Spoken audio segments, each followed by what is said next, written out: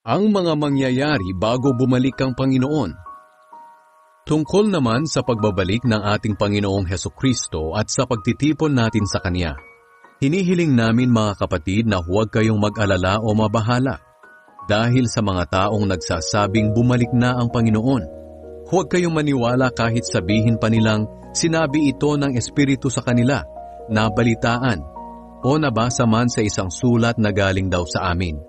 Huwag kayong magpadaya sa kanila sa anumang paraan, sapagkat hindi darating ang araw ng pagbabalik ng Panginoon hanggat hindi pa nagsisimula ang huling paghihimagsik ng mga tao sa Diyos, at hindi pa dumarating ang masamang tao na itinalaga sa walang hanggang kaparusahan.